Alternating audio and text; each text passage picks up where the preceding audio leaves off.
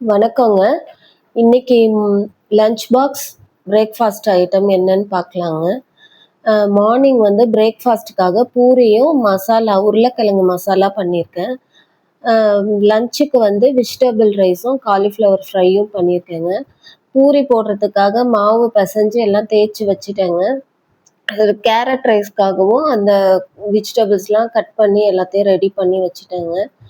இப்போ நம்ம எப்படி செய்றோன்றத பார்க்கலாங்க. ஃபர்ஸ்ட்டு வந்து நம்ம உருளைக்கிழங்க தாளிச்சு விட்டுக்கலாங்க. கடுகு போட்டு வாணலியில எண்ணெய் ஊத்தி கடுகு போட்டுருக்கேங்க. கூட கொஞ்சம் சோம்பு போட்டுருக்கேங்க. சோம்பு போட்டுட்டு கொஞ்சம் கடலை பருப்பு போடுறேங்க. இப்ப அங்கங்க கடலை பருப்பு நம்மளுக்கு வாயில கிடைக்கும்போது நல்லாருக்குங்க. அதுக்காக நான் கொஞ்சம் கடலை பருப்பு சேர்த்துருக்கேங்க. இப்ப அது கடுகு நல்லா பொரிஞ்ச உடனே நம்ம வந்து இப்போ உருளைக்கிழங்கு, வெங்காயம், பச்சை மிளகாய் இதெல்லாம் நறுக்கி வச்சிருக்கேங்க. வெள்ளைப்பூடையும், இஞ்சியையும் பொடியா சாப் பண்ணி வச்சிருக்கேங்க. அதையும் வந்து இந்த எண்ணெயோட நம்ம சேர்த்துக்கலாங்க. எண்ணெயோட சேர்த்து நல்லா வதக்கிக்கலாங்க. உருளைக்கிழங்கு செய்றதால நம்ம இஞ்சி, பூண்டு கொஞ்சம் சேர்த்துக்கிட்டோம்னா, உருளைக்கிழங்கு வந்து கேஸ் ட்ரபிள்னுவாங்கங்க. அது நம்மளுக்கு அந்த தொல்லை இல்லாம இருக்கிறதுக்காக நம்ம இந்த இஞ்சி, பூண்டு, கொஞ்சம் பெருங்காயம் எல்லாம் சேர்த்துக்கலாங்க. நானு ஒரு பெரிய பச்சை மிளகாவ 4ஆ கட் பண்ணி போட்டுருக்கேங்க. வெங்காயம் நல்லா வதங்கின உடனே நம்ம கொஞ்சமா பெருங்காயம், மஞ்சத்தூளும் சேர்த்துக்கலாங்க. சேர்த்து அதையும் நல்லா வதக்கிக்கலாங்க. இப்போ பெருங்காயம், மஞ்சத்தூளும் போட்டாச்சுங்க. அதை நல்லா வதக்கி விட்டுட்டோன்னா கலர் நம்மளுக்கு நல்லா வருங்க. அதனால தான் எண்ணெயில வெங்காயம் வதக்கும் போதே நம்ம மஞ்சத்தூளை அதில் போட்டுடுறோங்க. போட்டுட்டு இப்போ நான் உருளைக்கிழங்கு நல்லா 3 உருளைக்கிழங்க வேக வச்சு நல்லா மசிச்சு வச்சுருக்கேங்க.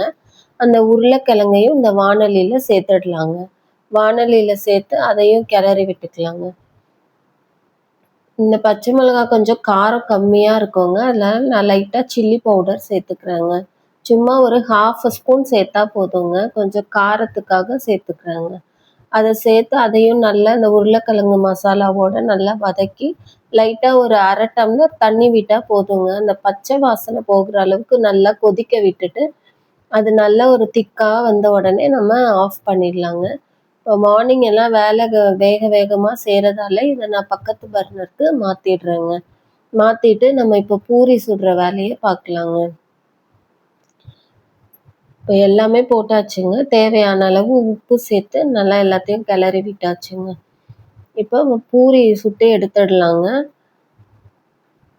மாவு நான் நல்லா பிசைஞ்சு வச்சுட்டேங்க. பூரிக்கு மட்டும் நம்ம செய்யும்போது கோதுமை மாவு பிசையும்போது ஒரு ஸ்பூன் ரவை சேர்த்தோன்னா பூரி வந்து எண்ணெய் குடிக்காம நம்மளுக்கு எண்ணெய் இல்லாமல் பூரி நல்லா உப்பலாக வருங்க இது. நான் அது மாதிரி கோதுமை மாவோட ஒரு ஸ்பூன் ரவை சேர்த்து பிசைஞ்சு வச்சுருந்தேங்க. அதை தேய்ச்சும் வச்சுட்டேங்க. இப்போ பூரியும் நம்மளுக்கு ரெடி ஆகிடுச்சுங்க. அடுத்தது குழந்தைக்கு லஞ்ச் பாக்ஸ்க்கு ரெடி பண்ணிடலாங்க.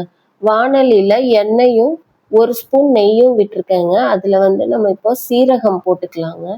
சீரகம் பொரிஞ்ச உடனே நம்ம வெள்ளைப்பூடை பொடி பொடியாக சாப் பண்ணி வச்சுருக்கேங்க. அதையும் நம்ம பூண்டையும் சேர்த்துக்கலாங்க. இப்போ சீரகம் போட்டதும் நல்லா பொரிஞ்சிடுச்சுங்க. பொரிஞ்சதும் அடுத்தது பூடை சேர்த்துக்கலாங்க. அதுவும் நல்லா வதங்கின உடனே நம்ம காய்கறிகளை வெங்காயத்தையும் சேர்த்துக்கலாங்க.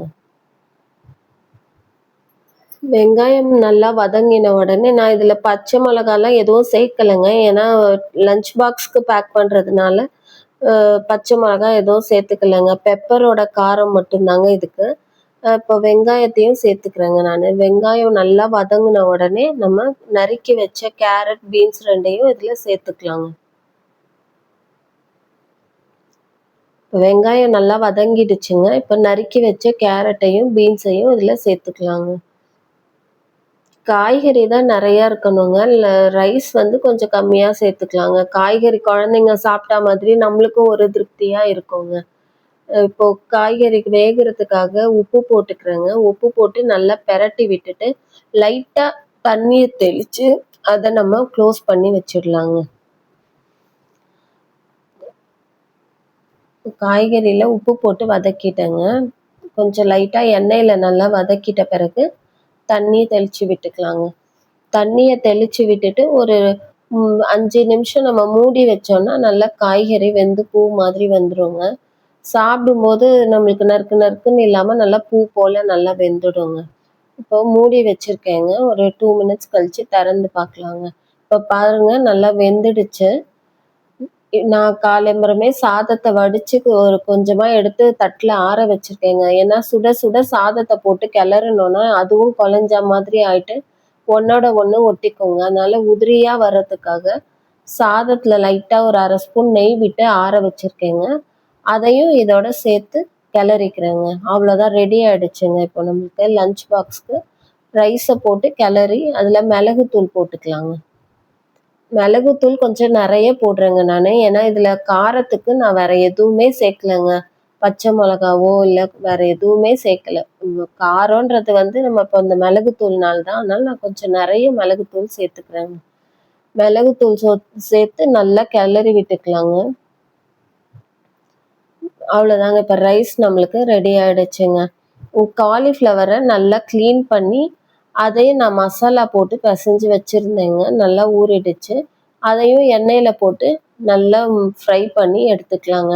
காலிஃப்ளவருக்கு நான் chilli powder, garam masala, cornflour, கொஞ்சமா அரிசி மாவு, இஞ்சி, பூண்டு, லைட்டா லெமன் எல்லாம் பிழிஞ்சு நல்லா மசாலா போட்டு பெரட்டி வச்சிருக்கேங்க. அத இப்போ ஆயில்ல நல்லா ஃப்ரை பண்ணிக்கலாங்க. நம்ம கொஞ்சமா பச்சரிசி மாவு சேர்க்கும்போது, அது நல்லா கிரிஸ்பியா இருக்குங்க. மத்தியானம் அவங்க சாப்பிடும்போது கூட அந்த கிரிஸ்பினஸ் அப்படியே இருக்குங்க. இப்போ நம்மளுக்கு காலிஃப்ளவர் ஃப்ரையும் ரெடி ஆயிடுச்சுங்க. இப்போ காலையில டிஃபனுக்கு பூரியும், உருளைக்கிழங்கும் ரெடி ஆயிடுச்சுங்க. லஞ்சுக்கு வந்து காலிஃப்ளவர் ஃப்ரையும், அந்த வெஜிடபிள் ரைஸு எல்லாமே ரெடி ஆயிடுச்சுங்க. இப்ப எப்படி பேக் பண்றோன்றத பார்த்துடலாங்க.